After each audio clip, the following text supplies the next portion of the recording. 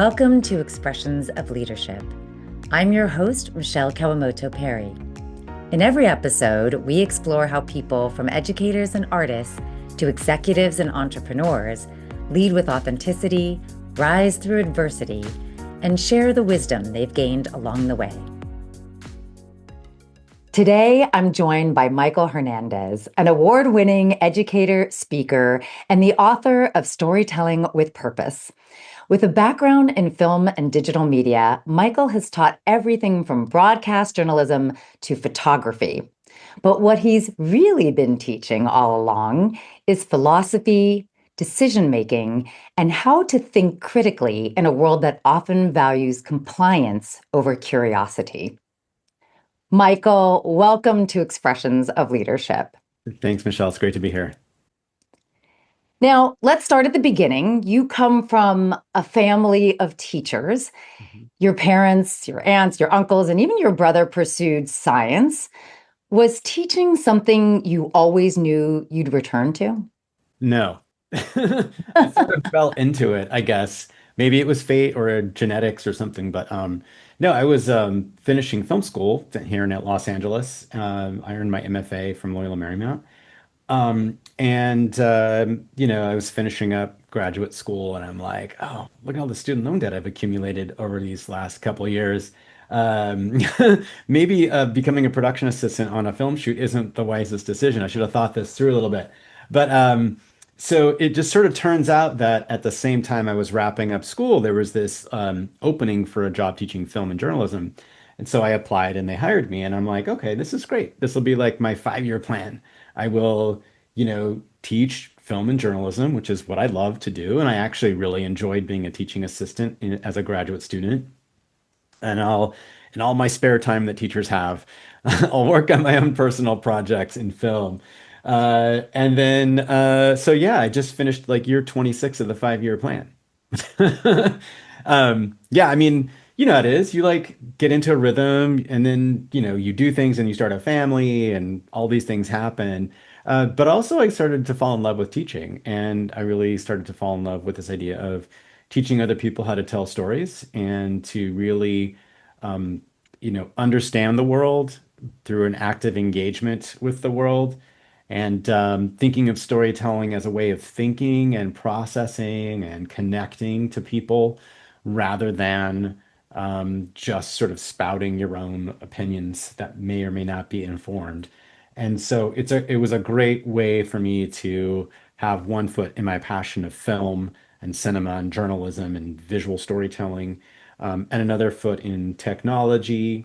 It was emerging at the time, and to help these young people become successful and add to like a diverse set of skill sets that I knew that they would need to have to be successful later on. So it just kind of turned out that way. And I actually just recently left the classroom now. So I'm left my classroom so I could build a bigger one and helping other educators and schools manage all these challenges that we're facing right now, both external challenges in the world and also with technology, with like artificial intelligence and things like that. So I guess that's sort of my origin story. And you've described teaching as creative work that allows you to make an impact beyond yourself or a company's bottom line. How does that connect to your idea of leadership? Okay, so there's a couple of different pieces to that. There's the creativity piece, and then there's the storytelling piece. Everyone's always thinking about we need creative solutions for this or that, or like there's some new challenge that comes up, a new technology, a new competitor, global markets shift, supply chain issues, tariffs. All these things happen. We need creative solutions. And so, do we have employees and a culture in our organization that allows us to adapt and be agile? And some companies have that, or they have it in certain places. But what I sort of started to notice with my students, having taught for over 2 decades, was a change in ability and mindset that I noticed sort of towards the end, in the last maybe 10 years or so. Students were less able to adapt and pivot, less able to see a project through to completion on their own, less comfortable with ambiguity, And these are the durable skills that are needed to be successful in any marketplace and any business. And so that's why I sort of doubled down on publishing this book to help other educators figure out how do we foster these durable skills and these mindsets that are so critical. And you know, I teach courses that, traditionally are kind of on the side, right? These are electives, right? You choose to take them, they're not required. And people would often look down at you, especially if you're at a high performing high school like I was. Parents want their kids in AP everything because they're not going to get into Brown or Stanford if they don't do all of these things, right? But it turns out that the things that everybody thought was fluff and an extra nice to have are actually vital core skills now in the age of AI. So I was just looking again recently at the World Economic Forum jobs report of 2025, and the top core job skills are things like agility, creativity, right? All these things that are about working with people, social intelligence.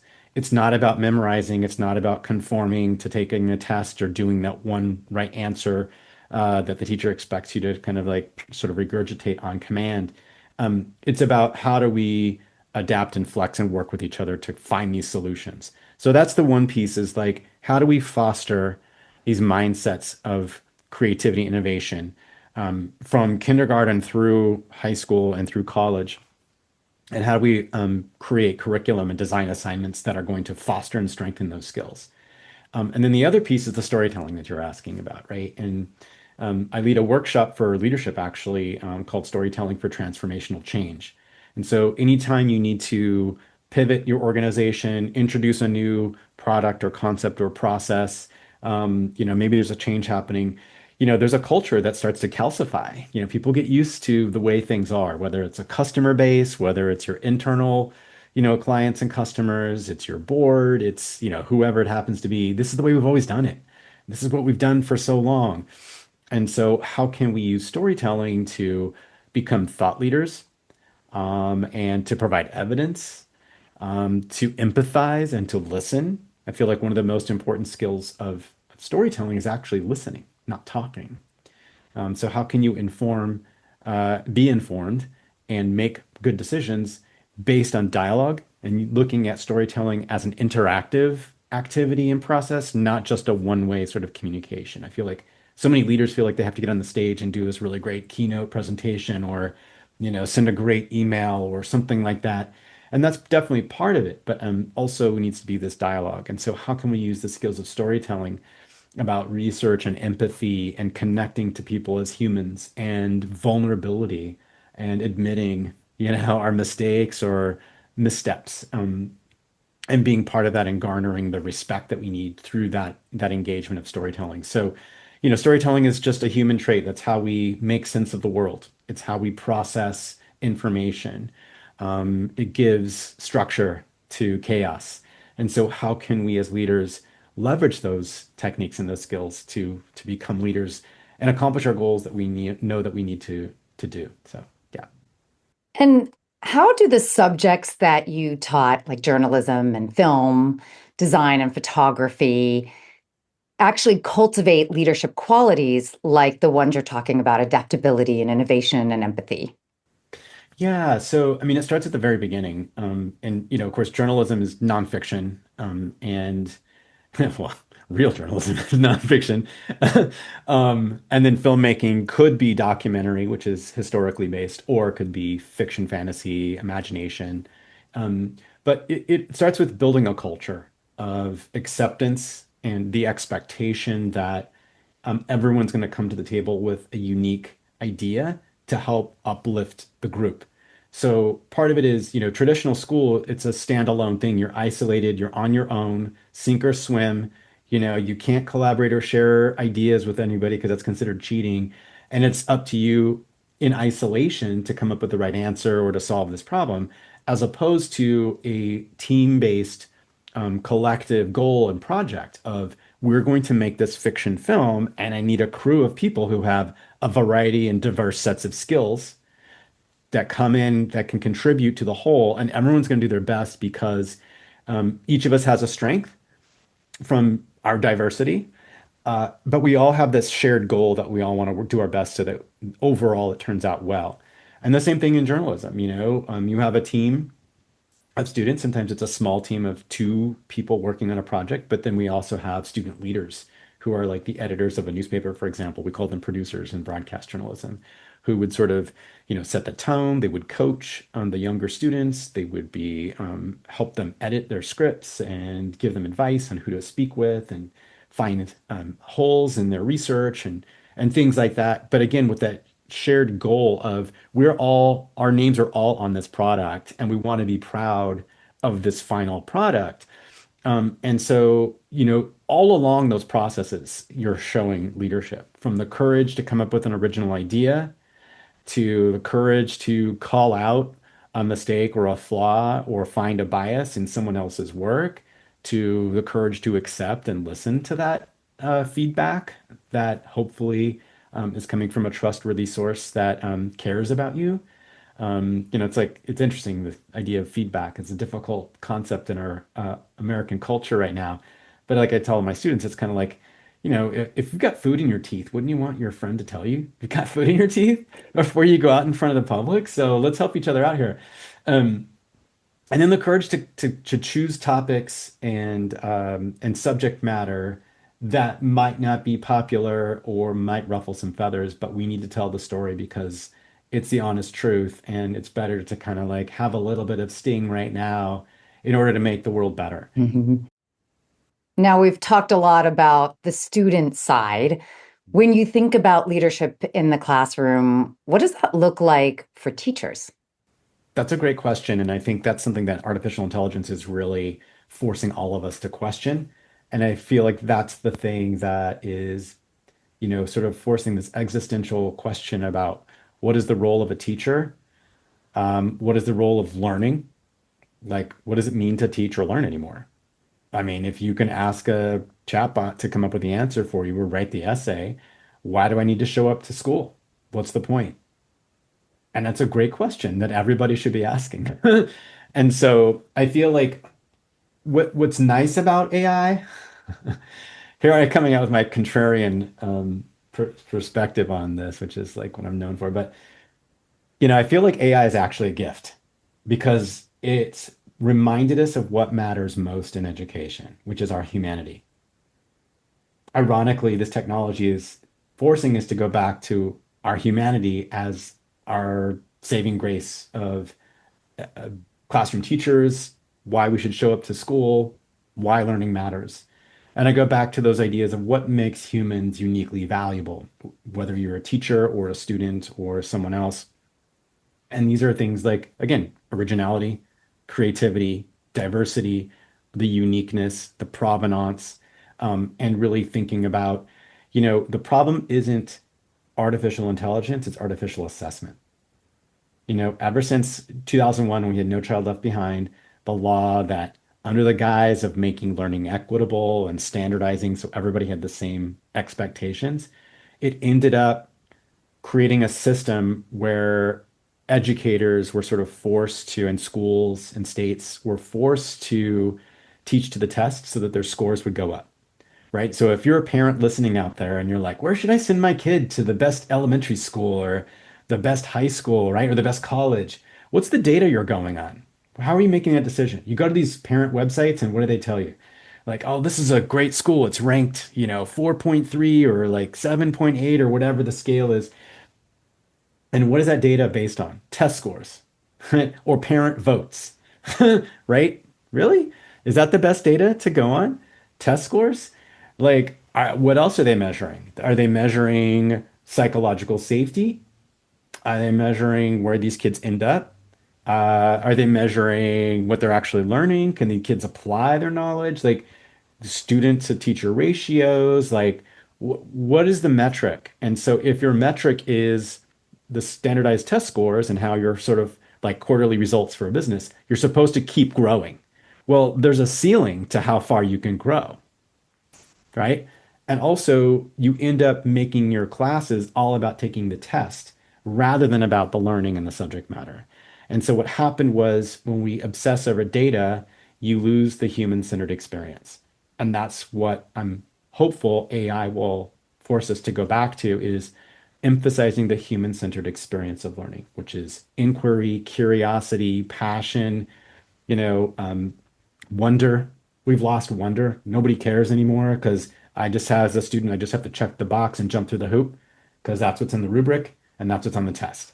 You know, the research is telling us that in college, students are showing up to university without ever having read an entire book because the tests are about passages. And so the teachers in English class would only teach students how to read a passage and then try to predict what the author was trying to do because that's all the time you have on the test, right? And so students are showing up to university unprepared for the university experience and ultimately the job and work experience. And so I really feel like the assessment is has ruined everything. The emphasis on standardized tests and obsession with data has sort of drained the humanity out of learning, and that's what we need to go back to. And that's why I'm optimistic that this is an opportunity for us to reevaluate what good teaching and learning looks like. And that's why I'm out there helping educators in schools pivot and adapt and remind everyone what good teaching and learning is about, which is going back to the basics of curiosity, passion, wonder, and hope. Well, you've already touched on the deeper purpose behind learning, not just knowledge for its own sake, but learning as a way to shape how we see and also engage with the world. We're going to take a short break. And when we come back, we'll delve further into how our education systems, built around control and compliance and testing, shape that very mindset. Stay with us. We'd love for you to be a part of the Expressions of Leadership community. Follow us wherever you get your podcasts and connect with us on Instagram and YouTube at Expressions of Leadership. Welcome back to Expressions of Leadership. I'm here with Michael Hernandez, educator and storyteller, and we've been talking about the art and philosophy of teaching. Now let's explore what happens when systems built to manage learning start to limit leadership and curiosity.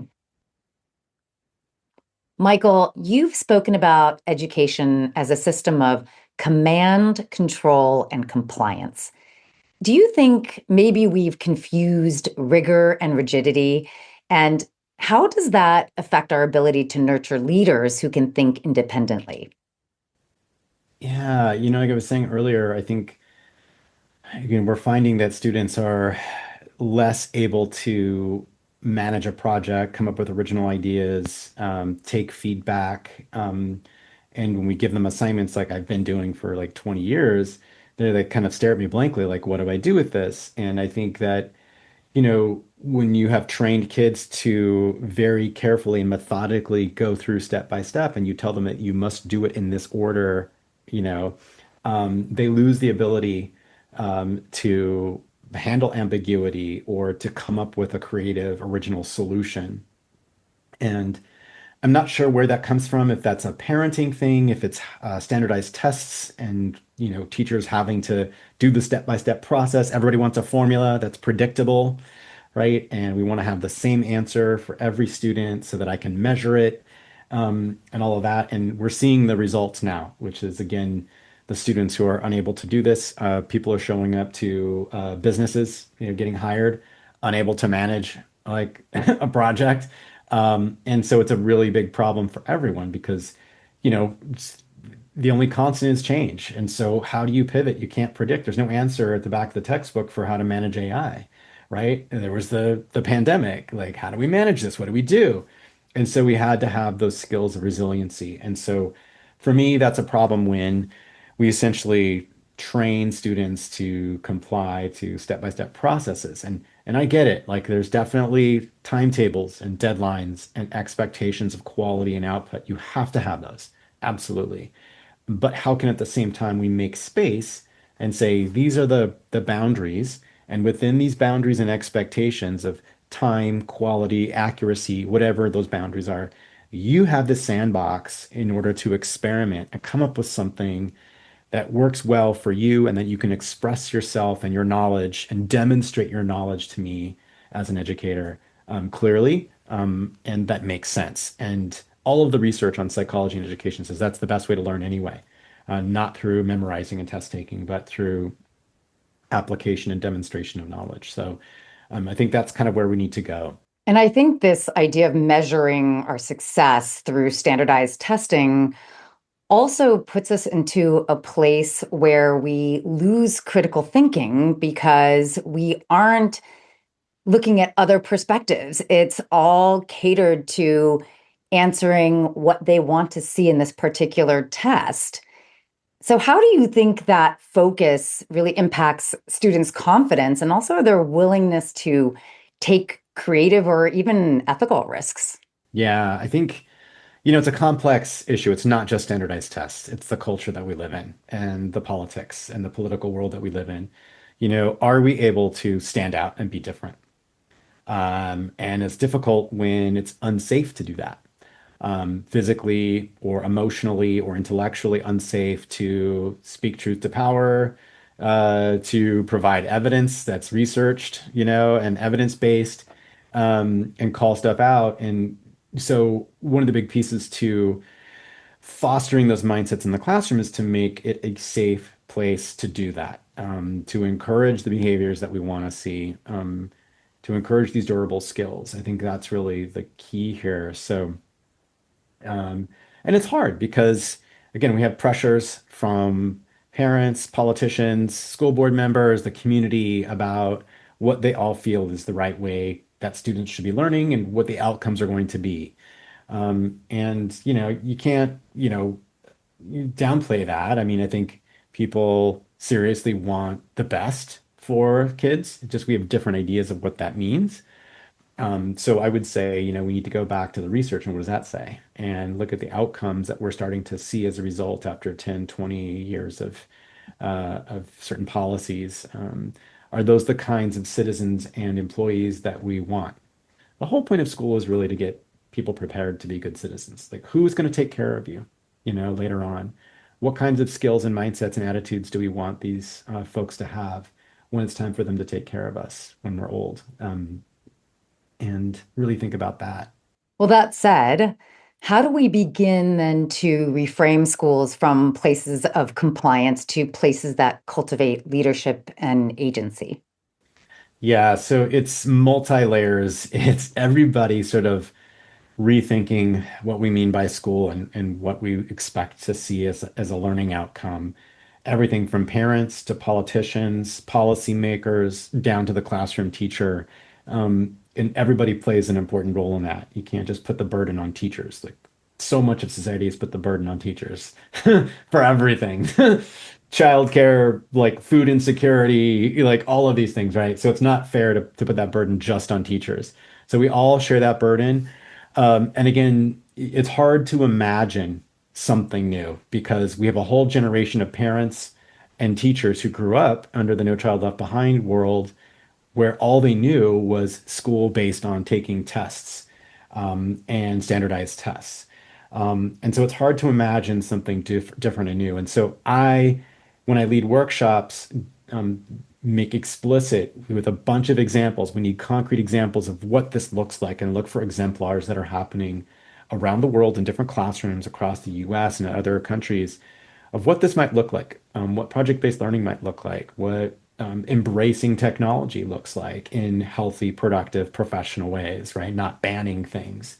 And I think it's really short-sighted to sort of ban a technology or a mindset, just because we don't understand it, or because we're not taking the time to think it through and find the research that really backs up the best way to do it. So for me, that's like a big piece. It's always about mindset, and it's always about, again, sort of modeling what we want our students to do. Can we find reliable evidence and research? Can we listen to other perspectives and voices? And can we be okay and comfortable with letting go of some things that we cherished for so long that actually probably worked well for a long time, but they just don't anymore? And like there's no escaping AI. The genie's out of the bottle, as they say. And so we have to pivot. We have no choice. And if we want our students to be successful and our children to be successful and have, employees that are successful and can help our companies thrive, then we're need to let go of certain things and start to look at what we need to embrace right now in this moment. And speaking of mindset, you've written about the idea of renaming classes as workshops or labs. How might that reframe invite more ownership and leadership from students? I wrote about that in one of my recent newsletters of yeah, instead of calling your space a classroom, call it a workshop, or a laboratory or a design studio, a studio for learning. And instead of being teachers that are the smartest person in the room that dole out information to the kids to absorb, and memorize.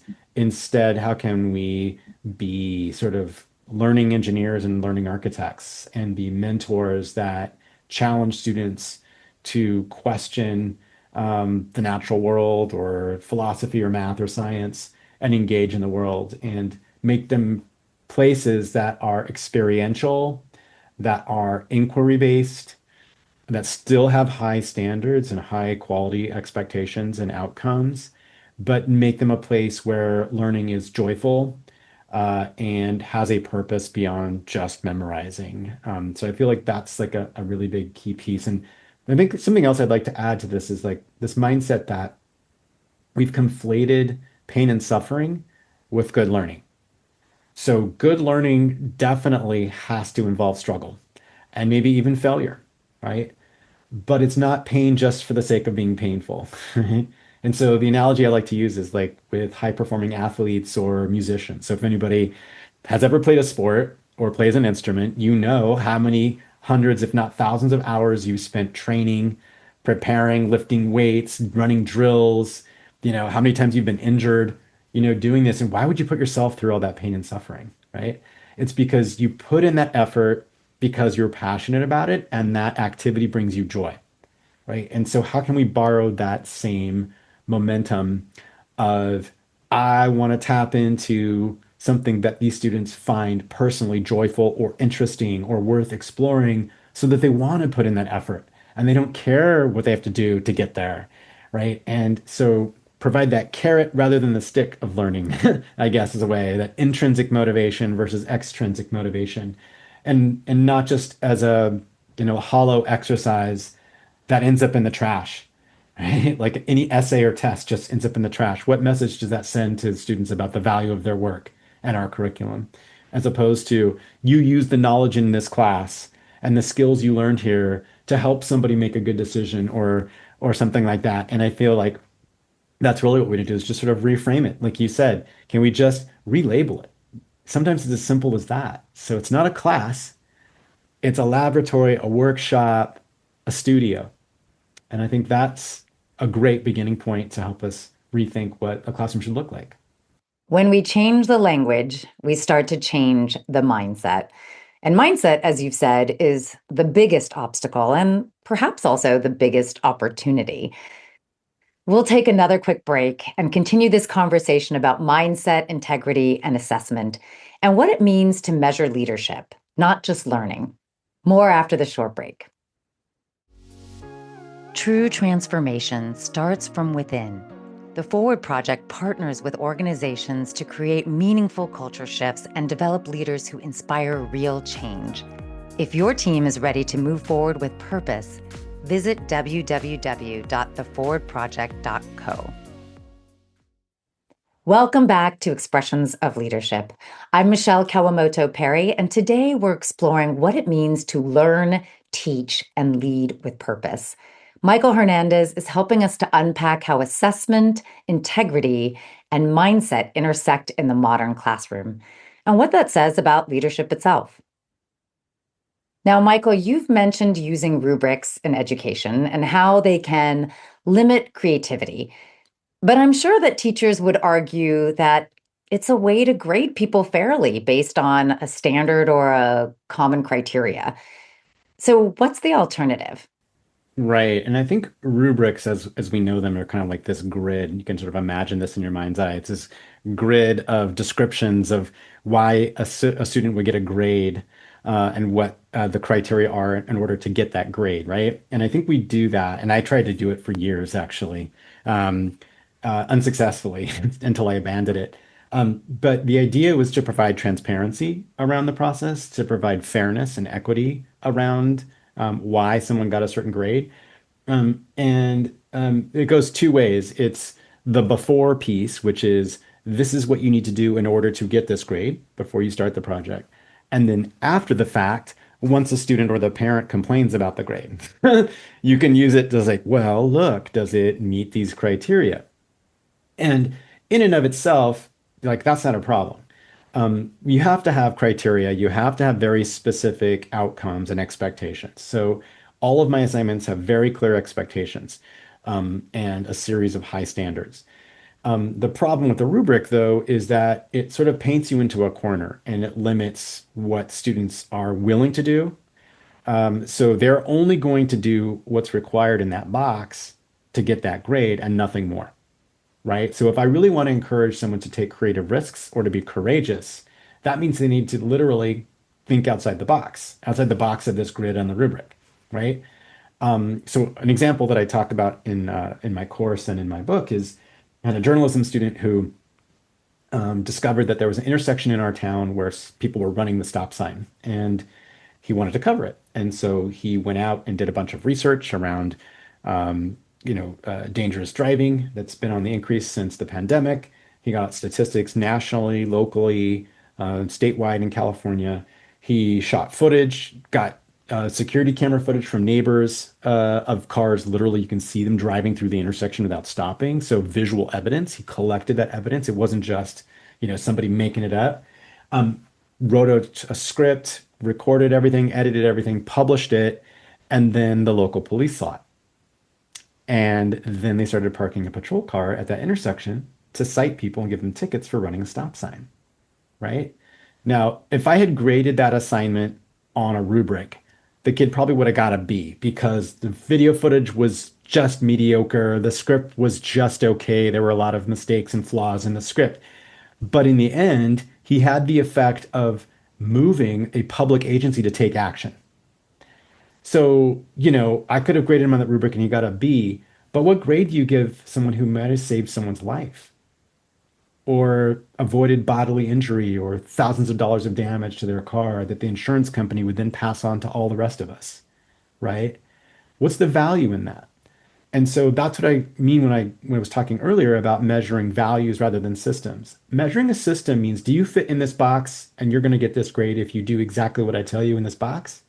Or am I wanting to encourage kids to take creative risks and intellectual risks, to go beyond what's on the rubric, to stretch themselves and try something new and do something that's meaningful and impactful?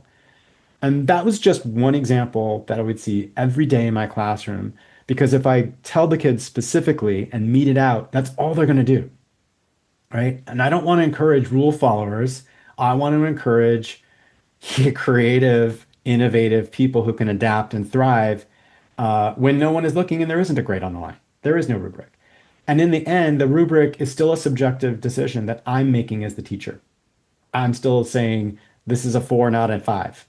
And they're still going to ask me why. And it's no different, right? So I really haven't saved myself any work. And I've only discouraged kids from doing something where they can excel, right? So what do I do? That's a great question. So obviously it's a long process of building culture and showing a lot of high quality examples of this is what good photography looks like, this is what good writing looks like, this is why this is effective as editing, all of those things, right? So we model it, and we workshop it so it's not again high stakes, one and done, come back in a week with your final project, and then that's the grade. It's like, well, this footage is pretty good here, but I think you need some more shots of this, or this shot's a little shaky, go back and redo it until they can polish it and get it better, right? It's removing the food out from between your teeth. Like, I want to give you the feedback now so that you can have the best product. And then in the book, I talk about the four pillars of assessment. So traditionally, teachers just do the grading and you dole out the grades, and maybe the kids like it, maybe they don't, but the burden is all on your shoulders as a teacher. And what I've discovered is that Sometimes it's helpful as a subject area expert, but it's nice to also have outside validation. So a better way is to triangulate the assessment and get different stakeholders to have some kind of input, right? And so what that means is, yes, there's a teacher evaluation as a subject area expert. There's also self-evaluation, that self-reflection, that metacognitive process where someone has to look back and say, well, I could have done a better job, or these are the mistakes that I made. I wish I knew more about this. And in the next project, I'm going to do this differently, right? We do that in evaluation of employees all the time, right? What are some areas that you think you can improve on, right? That's what we're modeling there. And again, that acceptance that if I say that and I acknowledge that it's not a flaw, it's a strength that I can acknowledge that I have some areas of weakness that need to be worked on. And now my teacher or my peers can help me like fill in those areas of weakness and strengthen those areas rather than try to keep it mysterious and hidden. The third pillar is peer evaluation, showing it in front of the class and letting everybody see it and getting feedback.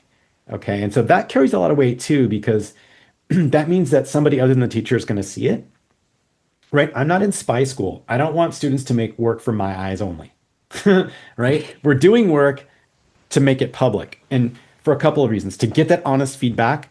But oftentimes, and it's like all the time, students would come up, see something, and make a comment on something that I didn't notice. And I'm like, that's a great idea. I never thought about that. That's great feedback. So not only does the student get more feedback and more helpful, meaningful feedback, I've learned something, and I've also, encouraged my students, and I've had created this culture where I trust my students to be partners in the learning. It's not just me. It's not like you kids don't know anything. I know everything. Listen to me. It's like, no, no. Let's see the value in sharing and learning from each other. And the other great thing about that is that students learn from each other. So they'll see what a student has done and go and be inspired and go, that was really great. I never thought about doing it like that. I'm going to try that in my next project. And so we create a community of learners rather than those students that are working in isolation that have no idea what anybody else turned in, right? And then the fourth dimension, the fourth pillar of this is audience evaluation. Now that sounds weird, right? But we see this all the time in businesses, right? So audience evaluation would be like a Yelp review of a restaurant, right? Or sales numbers, like how many people are walking into the store, how many people are doing online sales. There's feedback that we get in chat rooms and social media. There's data and that we get about our product and our process that we want to see too. And so for students, when we're allowing them, and the expectation is to publish publicly, we can get data from interactions on social media. We can get word of mouth feedback from stakeholders, and we talk to them, or they tell us like around campus. The teachers will say, "I saw your story, and that was really good." Or we'll get the feedback that the teachers stopped their class to talk about a news story that my students produced. Right? How impactful is that? So again, that just makes, emboldens the students to know that their work matters to people, and it gives them the courage and the strength to carry on and do even more courageous work, right? It's not just me, the teacher, liking the kid and giving them a gold star on their paper. That doesn't mean anything, right? What really matters is what your friends think and your teachers and other people that you respect think. And I think that's a really important way to triangulate the grade so that it's a collaborative, more nuanced, and more helpful way to assess students.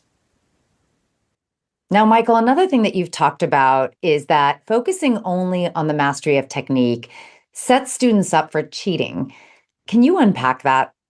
Yeah, I think, this is again the thing that AI is really pointing out to us is that so much of school is about process and technique and the mechanics of things.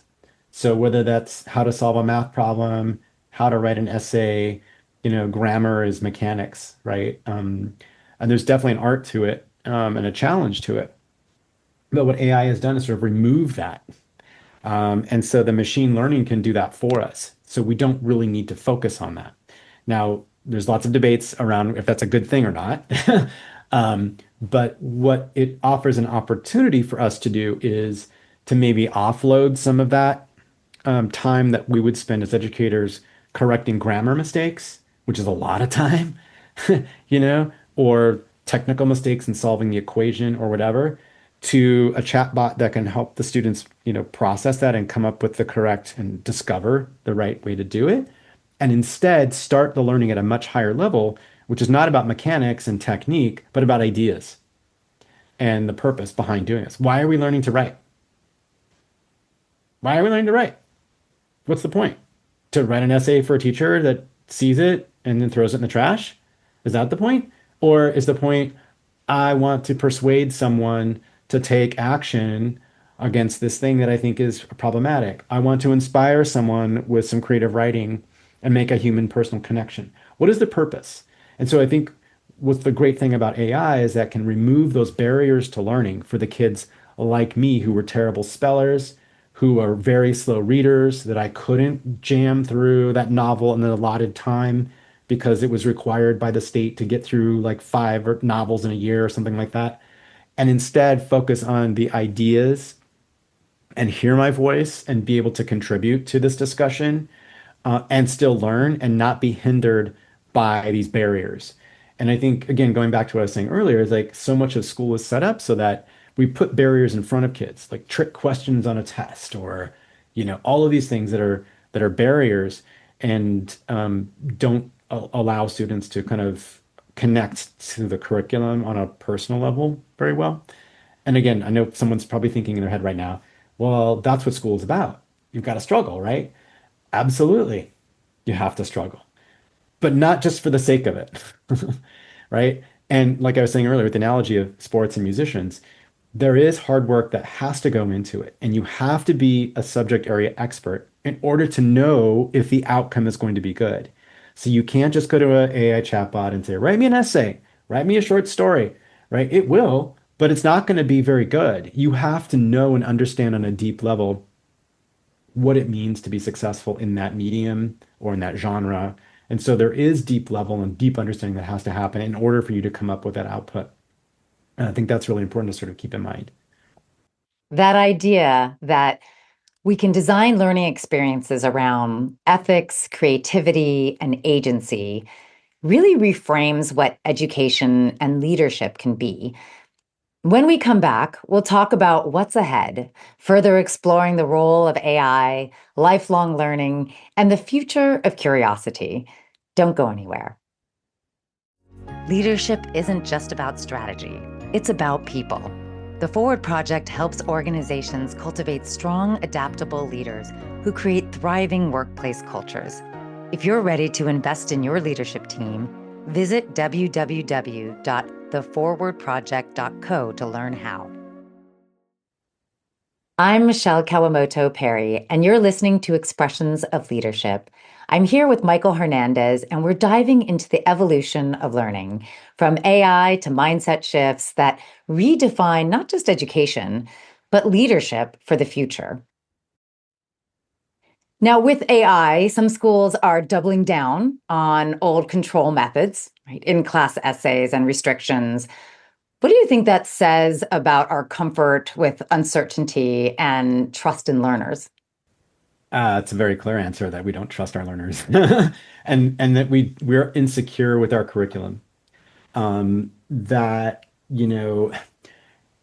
how is this setting up our students for success in college or in the workplace if we're just doing timed essays in class? That says more about conformity to our assessment methods than it does about caring for students' learning or coming up with good ideas. And so going back to the basics for me doesn't mean pen and pencil on paper. It means going back to what school is supposed to be about, which is wonder and curiosity and inquiry-based learning, and wrestling with solid research in order to create something and make meaning of the world. And again, I think, so many of us are just used to this is the only way to do things. It's really hard to find an alternative or imagine a different way of teaching and learning. And it's not to say that students shouldn't write, and it's not to say they shouldn't do timed essays, but that's not the only way that they should be doing it. And,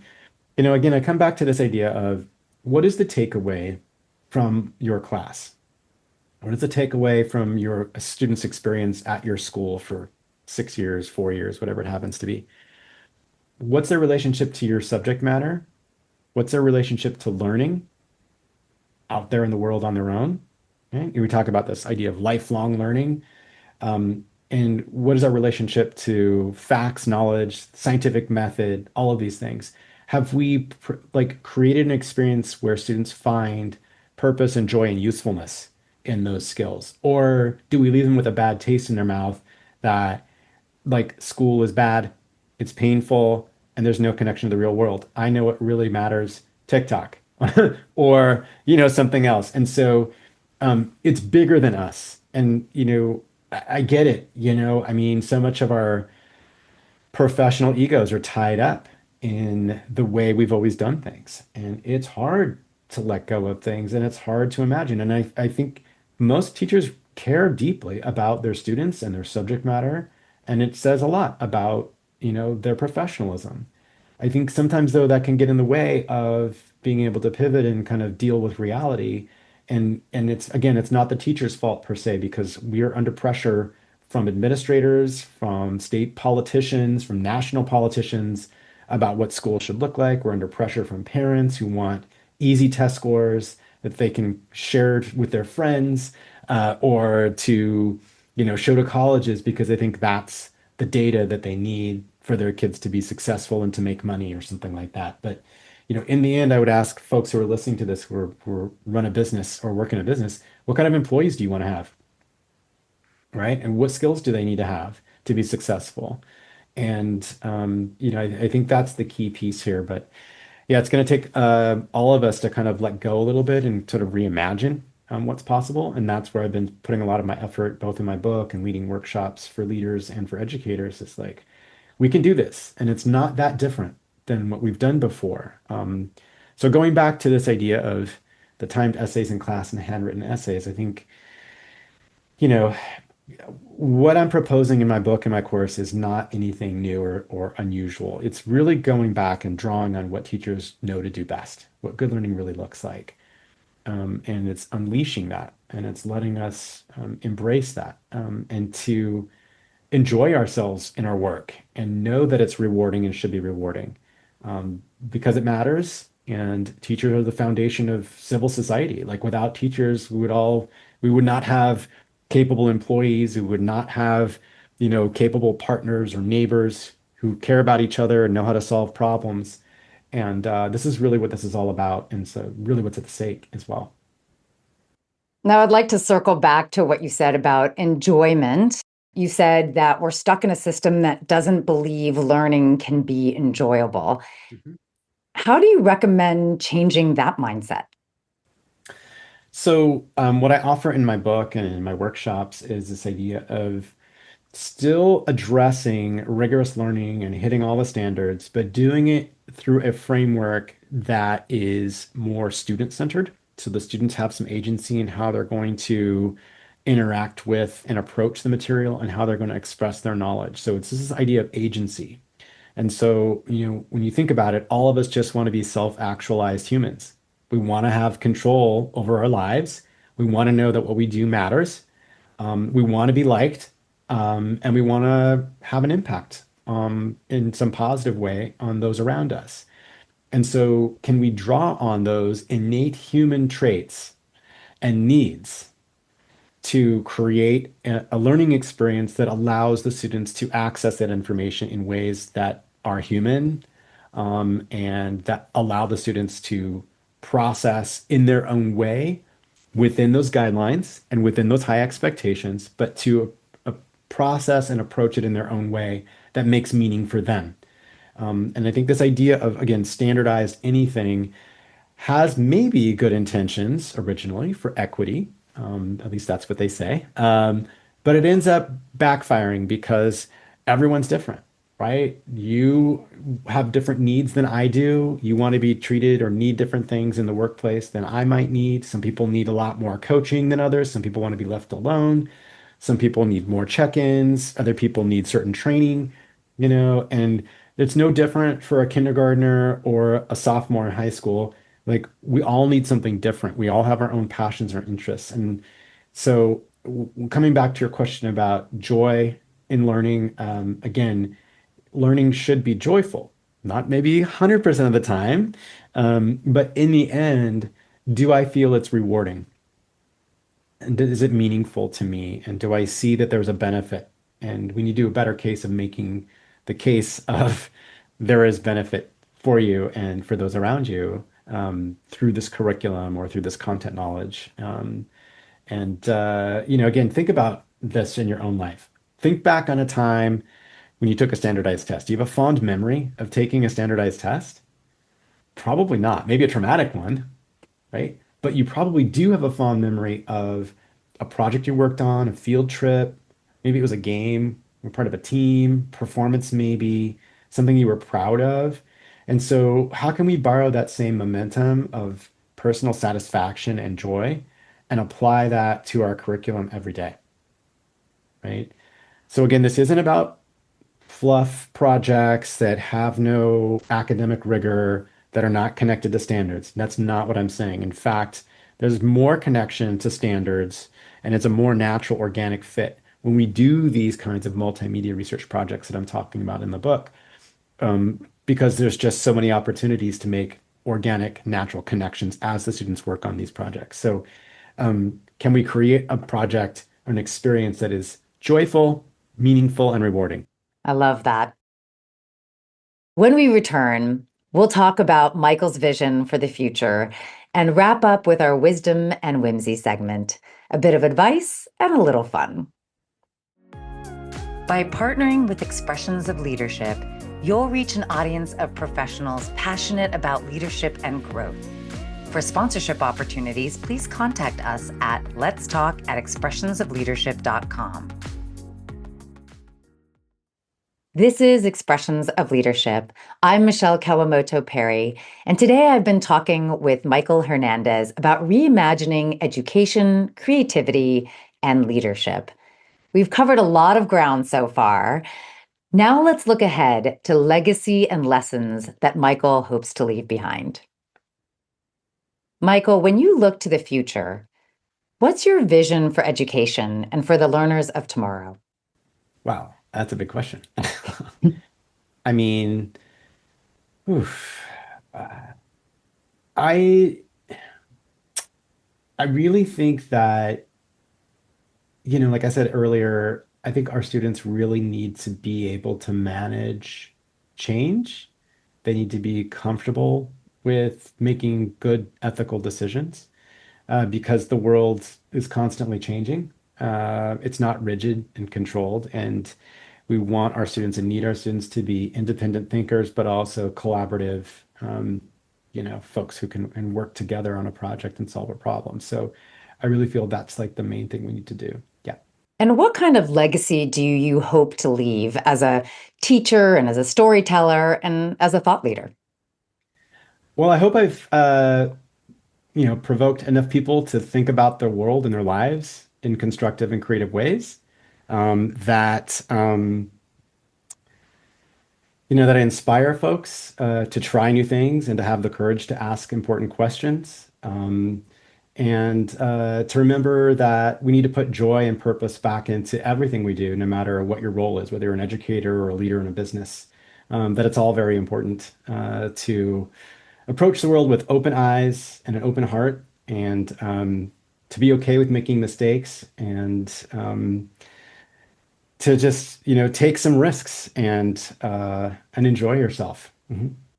Well, before we close out with some wisdom and whimsy, what is the best way for our audience to learn more about you and your work? I'm very active on LinkedIn, so that's a great place to meet me. Also, my website, michaelhernandez.net. And I'm also on Instagram at Changing the Narrative. And now for our wisdom and whimsy segment. We're going to start with some advice. What's one practice or habit that keeps you grounded as a leader and creator? So I would say that I like to have my thinking challenged all the time. I like to have my creative juices sort of inspired all the time. And so I make it a habit of trying to read books and articles outside of my area of expertise. So I don't just read education or film stuff. I'm reading, stuff in the Atlantic or Harvard Business Review and other places. And I also like to have experiences that inspire me creatively. So trips to museums, unusual areas of the city I've never been to. When I visit a new city, I like to go to the non-touristy areas to discover and stumble upon things that I didn't expect. I think it's that sense of discovery that really keeps me going and helps me jog my mind a little bit to get out of the rut that is so easy to get into all the time. So, and I always find that trying something new, like for example, I'm signed up for a poetry workshop. I'm not a poet. I'm not a very good one anyway, but it's this creative challenge that helps me rewire my brain. So that helps me become a better writer in my other capacities and my other roles as an author or when I'm writing an article or something like that. So I'm giving myself creative challenges and coming up, putting myself in places where I will stumble upon the unexpected to inspire me. And now for the fun question. If leadership were a creative art form, which would it be? Film, jazz, improv, and why? I mean, it's probably all of those, and I like all of those things actually, but I would have to probably go with film since that's my background. And the reason I would say film is because it is a collaborative process where you might have a visionary like the director or the screenwriter, but has to pick a crew and work with people that have various strengths, technical strengths, logistical strengths of organizing the shoot, producing it, funding it, as well as the creative elements of cinematography and performance. And like sort of corralling and motivating all of these complex, massive group of people to work on this one big project together, so they can come up with something that's really successful. I feel like that's the best parallel or analogy I can think of. Michael, thank you so much for joining us on Expressions of Leadership and for sharing your vision of what education and leadership can be when we lead with curiosity and courage. Thanks for having me. It was a lot of fun. And to our listeners, thank you for tuning in to Expressions of Leadership. If you enjoyed today's episode, please follow, share, and join us next time as we continue exploring the many ways leadership shows up in everyday life. Until then, stay curious, stay creative, and keep leading with purpose. If you haven't done so already, make sure to click on that follow button so you don't miss out on future episodes. Have a guest you'd like us to interview? Questions, ideas, or just want to say hello? You can reach us at letstalk@expressionsofleadership.com or connect with us on Instagram or YouTube. We'd love to hear from you. And as always, thanks to our amazing team behind the scenes for making this podcast possible, including our sound engineer, Graham Palmer, and my chief encourager and advisor, Jeremiah Higgins.